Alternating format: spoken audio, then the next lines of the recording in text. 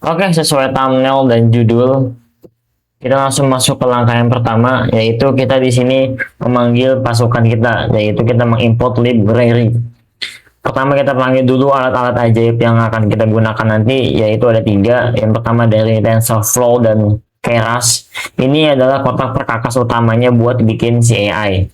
Kemudian kita ambil ResNet 50. Ini adalah arsitektur.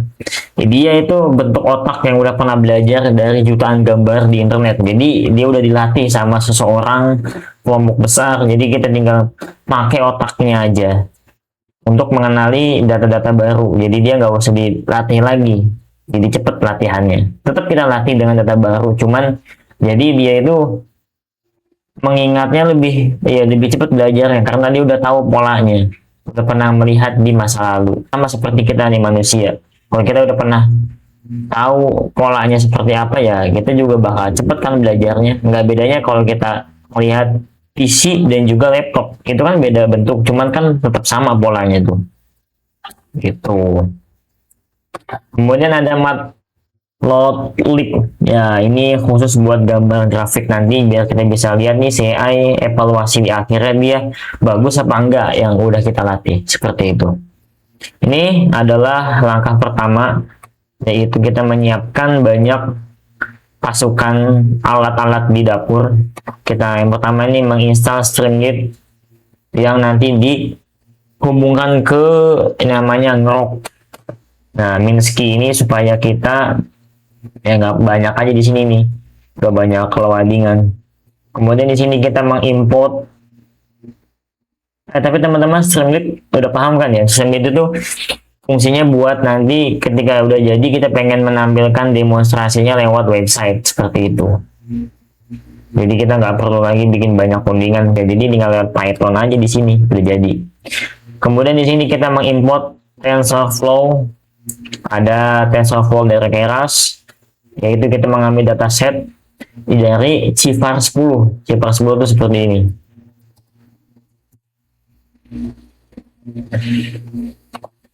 Jadi Cifar 10 tuh ini kan sebagian aja ya, dia ada banyak datanya ribuan.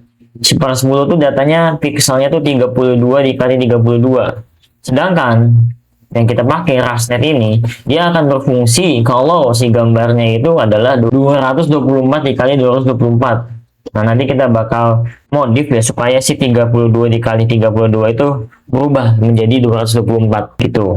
Kemudian di sini kita Keras Utils untuk mengkategorikan si datasetnya yang nanti kita ambil seperti ya truk dan mobil. Kemudian di sini otaknya ini pakai ResNet. Kemudian di sini modelnya. Kemudian di sini ada layers, yaitu ada dance, global, cooling, ada dropout. Kemudian di sini kita pakai optimizer, yaitu sebuah pengawasan yang mengingatkan AI-nya si ResNet ini nih supaya dia kalau ada kesalahan diingetin sama Adam. Adam ini sebuah arsitektur juga yang buat ngingetin si ResNet. Kemudian ada Matplotlib dan juga ada NumPy. Ya ini buat gambar grafik. Kalau NumPy ini ya kalkulator buat nanti dia menghitung komputasi. Jadi pakai NumPy lah, dia udah mantep gokil. Dance Global Average Pooling 2D Dropout ini nanti di bawah kita jelasin. Lanjut ke langkah yang kedua, kita akan mengambil data terlebih dahulu ya. Kita akan mengambil data. Di sini kita ngambil dari Cifar 10 yang ini. Nanti kita ngambilnya nggak semuanya karena sesuai thumbnail. Kita akan mengambil mobil, automobil dan juga ini truk. Yang dimana di sini? Oke, kita lihat kenapa kita ngambilnya dua jenis aja. Karena kalau sampai semuanya tuh terlalu banyak teman-teman. Jadi ini supaya demonstrasi aja, teman-teman bisa kok ngambil semuanya. Asalkan nanti trainingnya tuh kuat aja laptopnya. Sini kita cuma ambil mobil yang kita labelin nanti sebagai nomor 1. Kemudian nanti kita juga mengambil truk. Kita labelin nomor 9 ya. Kemudian di sini ada langkah X-Train, Y-Train, X-Test, Y-Test, lewat Cifar. Nah, di sini adalah kita proses buat mengambil data latihan dan juga data tes. Seperti biasa ya, seperti struktur pada umumnya kita akan ngambil 80% itu buat kita training dan 20%-nya buat kita tes supaya nanti CI-nya itu dilatih dengan sempurna buat validasi lah, validation nanti di akhir. Jadi ketika dilatih tuh dia ada belajar terus dites, belajar dites, belajar dites. Nanti kalau udah belajar dites udah ada hasilnya, nanti kita uji pada ujian akhir seperti itu. Kemudian kita masuk ke langkah yang ketiga, yaitu kita memandiin gambar. Maksudnya apa nih? Kan gambar kan kotor tuh ya. Ukurannya tuh beda-beda. Semuanya ukurannya 32 dikali 32. Nah, di sini kita mandiin, kita bersihin biar sesuai dengan raster 50. Jadi kita normalisasi itu angka warna gambarnya, yaitu 0 sampai 255. Nah, 0 sampai 255 ini karena kebanyakan, maka kita ubah jadi 0 sampai 1 doang. Biar fungsinya CI itu kerjanya enteng, nggak usah ngitung angkanya gede-gede.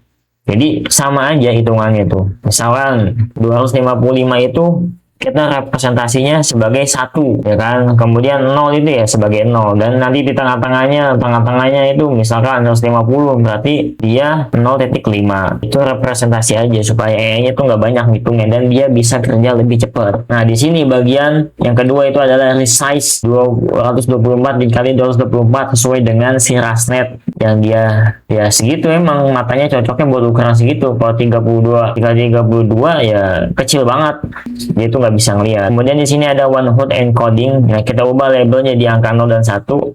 Ibaratnya kasih label ini mobil nih dan ini truk. Jadi mobil itu 0 dan truk itu 1. Tuh, jadi si A itu paling suka kalau angkanya tuh kecil, 0 atau 1, dan juga ukuran gambarnya pas sesuai dengan ya fungsinya dia, yaitu gambarnya 224 dikali 224. Pemakainya 32 dikali 32 itu bakal ya, ngaco lah seperti itu. Kita pengenkan hasilnya yang paling optimal, maka kita latih juga dengan proses latihannya optimal juga. Nah, di sini kita mandiin. Yang pertama di sini mandiin biar angkanya kecil 0 sampai 1 ya. Di sini kan ada, kenapa di sini kita nih extrain, ini adalah data X. Data X itu adalah sebuah data belum ada labelnya ya, data biasa aja. Data dia punya data lah, dia yang nyimpan data banyak gambar lah, extrain. Extrain ini dia tipe jadi float 32. Kenapa float 32? Supaya nanti kalau dia dibagi sama 255, jadi kan float itu kan angka-angka desimal, angka yang dia bisa ada 0,5, 0,8. Jadi biar kehitung tuh. Kalau misalkan kita menggunakan Stanford, ada tuh lupa namanya apa gitu ya. Jadi ketika dibagi dengan 255, kalau nggak 1 hasilnya ya, atau 0 udah gitu aja dia. Jadi dia nggak ada 0,8, nggak ada 0,9. Sedangkan data ini kan bervariasi. Ini float dibagi sama ini nih. Tuh, dibagi ini juga sama nih. Ini data training dan ini data tesnya. Validation lah ya. Validasi ketika dia udah selesai belajar. Kemudian di sini kita ganti baju, ubah labelnya jadi 0 itu sebagai mobil dan 1 itu sebagai truk. Di sini kita Y ini label ya. Jadi si X itu punya datanya, si Y ini yang ngebikin labelnya. Contoh misalkan si X ini ngasih data. Nah, si Y ini melihat nih, ini mobilnya nomor 9 atau bukan, kan nomor 9 ini kan kita ambil label tuh sebagai apa? Mobil truk ya. Kalau misalkan dia 9, kita kasih label 1. Oh, bukan 9 nih. Ya udah kita kasih label 0, berarti mobil. Kok bisa dia bisa melihat ini sebagai truk nomor 9 ini? Karena udah dikasih label dan rasnet udah punya mata yang jeli gitu. Dia udah paham lah bentuk si truk tuh kayak gimana. Itulah enaknya kita fine tuning ya. Jadi inilah namanya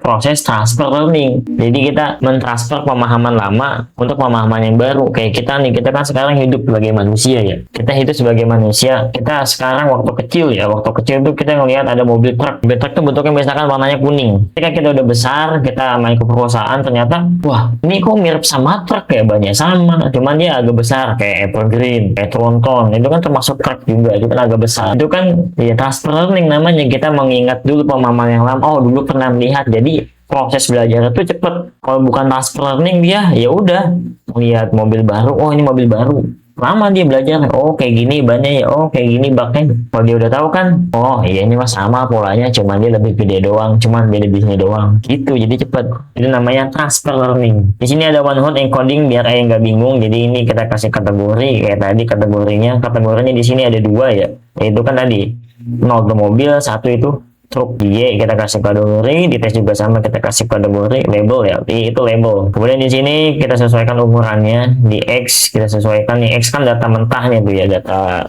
gambar-gambarnya. Jadi yang tadinya 30 dikali 32 itu diubah menjadi 224 dikali 224. Setelah kita mandiin, kita normalisasi, datanya udah bersih nih, semuanya udah rapi, baru udah kita rakit otak yang boleh kita minjem. Kita pakai otak Rasnet. Yang pertama di sini base modelnya itu Rasnet. Kita mengambil Rasnet yang bobotnya yaitu ImageNet. ImageNet ini adalah sebuah sertifikat lah ibaratnya. Si Rasnet ini udah dapat sertifikasi, jadi dia udah diuji. Contoh kayak seseorang yang udah dapat sertifikat, misalkan ada dokter udah dapat gelar SPD, dokter apa ya, dokter saraf misalkan, dia udah dapat gelar apa sih kalau dokter, ya contoh dokter gigi deh, dapat gelar DRG gitu kan.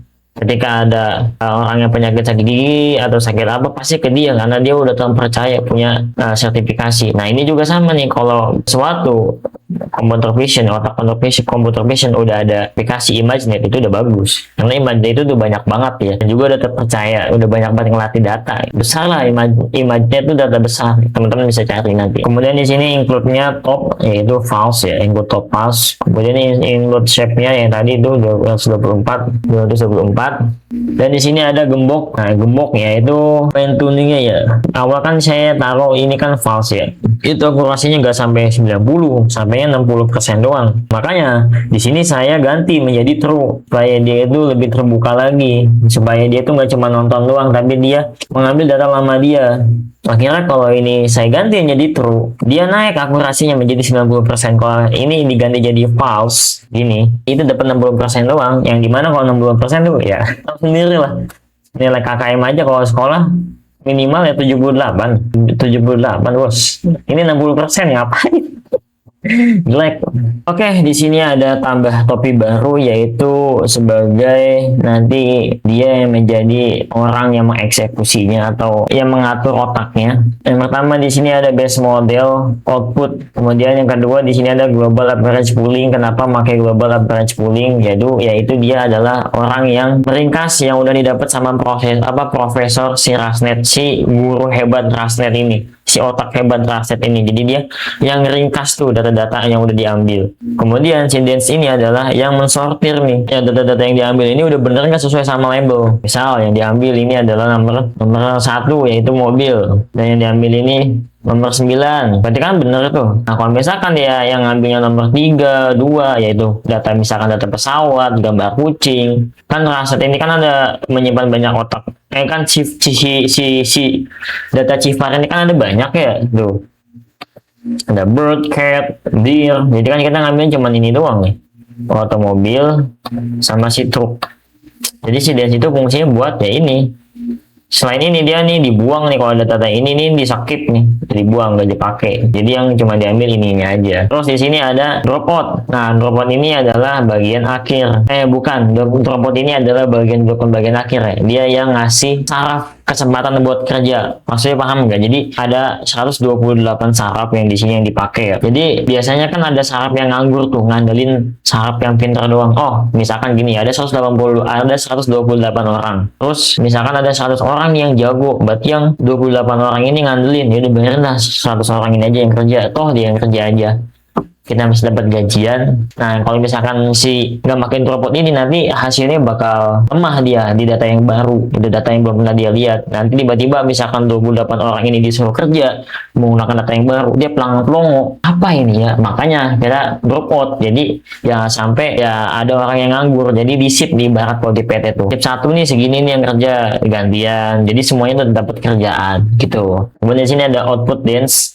Nah ini sama seperti ini ya nih, sama Dance tuh. Di sini dia bagian sortirnya ya, sortir yang ngasih sebuah akurasi. Misalkan, oh ini nomor 1 bener. Jadi kalau misalkan nomor 1 bener nih sesuai sama otak Rasnet kasih misalkan 98%. Berarti nomor 1 nih bener nih, mobil. Berarti nomor 9 truk misalkan masuk, oh ini bener nih ternyata dikasih 98%. Yang lainnya berarti sisanya kecil-kecil tuh persentasenya yang salah. Berarti ada yang mungkin kucing 0% atau 2-3% seperti itu. Kemudian di sini model input base, modelnya input output. Kemudian di sini proses learningnya ya. Di sini kita menggunakan pengawasan ya. Kalau misalkan nanti si mereka ini ada sebuah kesalahan, diingetin sama dia, namanya Mang Adam. Keren sih namanya, kayak manusia ya. Emang dia ya pengawas ya. Jadi dia di sini menggunakan learning rate IE-5.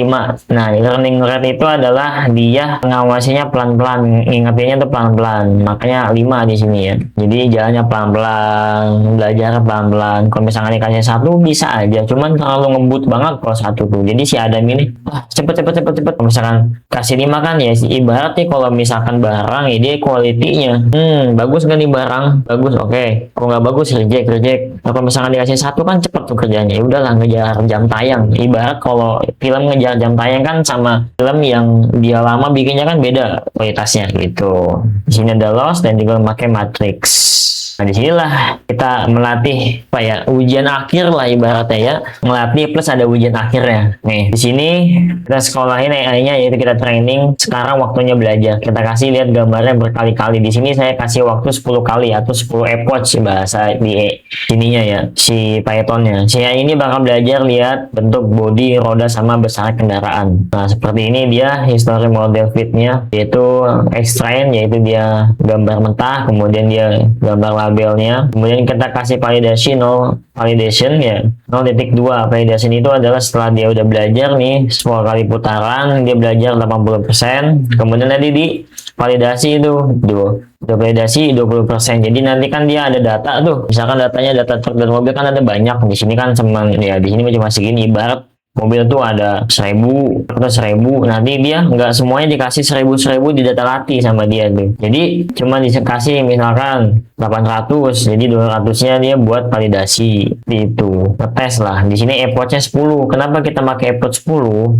Supaya dia benar-benar ngerti gitu. Misalkan sekali pertama belajar, oke, dia baru ngerti garis. 2 kali belajar, oh dia ngerti bentuk-bentuk kayak gitu. 3 kali, oh dia ngerti spion. Terus sampai nanti dia maksimal. Mungkin maksimalnya di sini kita lihat akurasinya di bawah nanti ya. Ini batch size saya menggunakan 16 ya, supaya porsinya itu jadi kecil dan RAM-nya jadi aman. Nah, di sini ada ujian akhirnya, model evaluasi, yaitu hasil dari X-test dan Y-test. Nanti kita berikan akurasinya itu berapa. Ini epoch nih. Ada berapa nih epochnya? 1, 2, 4, 9, 10. Ada 10 epoch di sini. Epoch pertama akurasinya dia udah bagus, 0,7, lossnya 0,4, akurasinya 0,5, dan lossnya lihat gede banget. Pokoknya kalau palosnya besar tuh dia banyak kesalahan. Semakin sedikit palosnya itu maka semakin bagus. Maka nanti akan dicari dulu palos sedikit. Pokoknya akan dicari nanti dari epoch ini mana yang terbaik. Nah, di sini yang paling terbaik itu kita baca dulu deh. Yang kedua ini sih, yang kedua ini nih, dia cuman nggak tahu. Yang ketiga ya, yang ini akurasinya 0,9827. Oke, lossnya 0,5. Wah, gede juga lossnya di sini.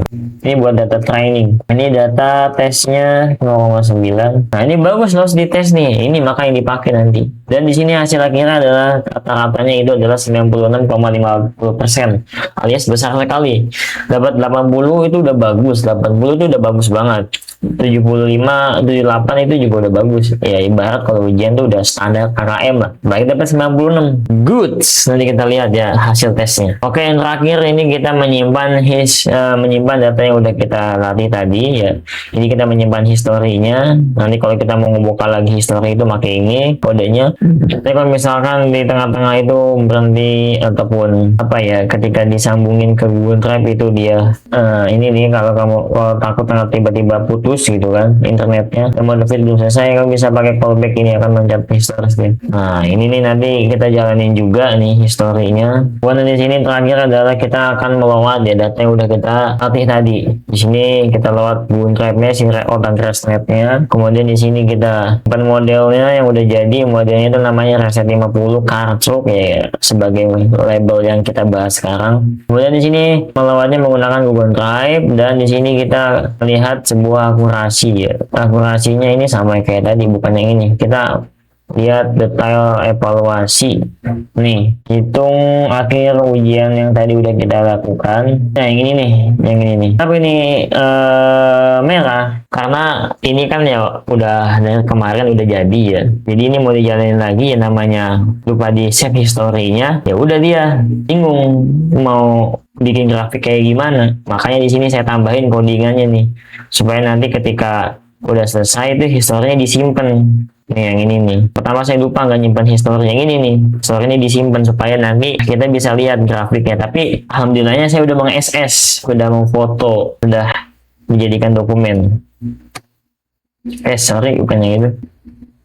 Nah ini dia history, ini dia gambar dari hasil akurasinya ya. Codingannya sama kok, cuman itu aja dia. Yang awal tuh kehapus lah historinya ya. Kalau kita udah exit Google Colab pasti menghapus histori kita. Kita bisa lihat di sini ada train ACC dan PAL ACC. Dan ini adalah data latih dan PAL ini adalah data tesnya. Jadi kalau kita lihat di sini yang bagus itu di atas 8 ya. Di sini ya di atas 8 semua nih, bahkan di atas 9. Kalau nyampe ke 1 sih dia nggak sempat sampai ya. Makanya di sini 96. Jadi yang data yang bagus itu kalau training yang tinggi dan juga sih data tesnya juga tinggi, maka dia bagus. Nah yang jelek itu adalah ketika si trainingnya tinggi, kemudian nih dia ngetesnya nih, data tesnya itu rendah, turun, misalkan habis ini nih turun dia ke bawah. Nah itu namanya modelnya overfitting. Jadi dia cuman hafal data latihan doang. Jadi ketika dikasih validation yang ini dia turun, dia nggak tahu, dikasih ujian dia bengong, pelangap-pelongo, cuman ngapal doang, nggak paham, seperti itu. Kemudian kita biar bisa ngeliat lagi lebih jelas ya, sebagai akurasi dia ya dari confusion matrix. Kalau kita lihat di sini, ini codingannya. Kalau kita lihat di sini, si AI-nya ini menebak mobil ini kan ada warna hijau sama merah ya. Hijau ini benar, merah ini salah. Yang pertama dia nebak automobil itu benar sebanyak 977, salahnya 23 kali. Ya, ini nggak sampai banyak salahnya ya, cuma sedikit aja. Ini truk juga sama nih, dia benar menebak truk itu 953, yang salahnya dia nebak harusnya truk, nebaknya malah dia nebak mobil 47 kali. Nah ini precisionnya dari mobil 95, truk 98, recallnya 98 dari mobil dan dari truk itu 95. F1 skornya dari mobil 97, beda 1 poin doang sama truk, dan supportnya 1000. Akurasi FI skornya 96, makro FPG sama di sini ya, nggak ada yang beda antara mobil dan truk ya, seperti itulah. Dan terakhir di sini ada kita panggil ya rocknya ya, supaya nanti kita bisa lihat dia mau langsung dengan websitenya. Oke, karena ada kendala di websitenya, terkait website ini ada kendala, yaitu saya cari-cari filenya nggak tahu, tiba-tiba baru tadi pagi ngelatih ditinggal, nggak ada gitu file ResNet-nya. Tapi saya di sini udah punya gambarannya, udah di screenshot. Ini adalah hasilnya dari tebakan mobil automobil ya. Di sini saya naruh mobil Innova Zenix, yang dimana Innova Zenix ini ya nggak tahu ResNet ini udah ngelatih atau belum. Tapi sini akurasinya sampai segini, luar biasa. Kemudian ini ada mobil truk Indonesia ya, dari internet juga. Tingkat keyakinan akurasinya 88,68%. Oke, jadi kesimpulannya ResNet ini bagus banget dipakai buat teman-teman untuk mendeteksi benda-benda objek yang ada di dunia nyata, karena secara tidak langsung ya ini tuh sebenarnya truk ini itu ya dia udah pernah lihat. Kalau kita lihat dari Cifar, mana sih si Cifar nih, kita lihat, nah nggak beda jauh lah bentuk truk tuh, ada baknya, kemudian bannya, pemadam kebakaran juga termasuk truk di sini. Mobil juga nggak jauh beda tuh, intinya polanya sama gitu. Cukup sampai di sini videonya, dan terima kasih.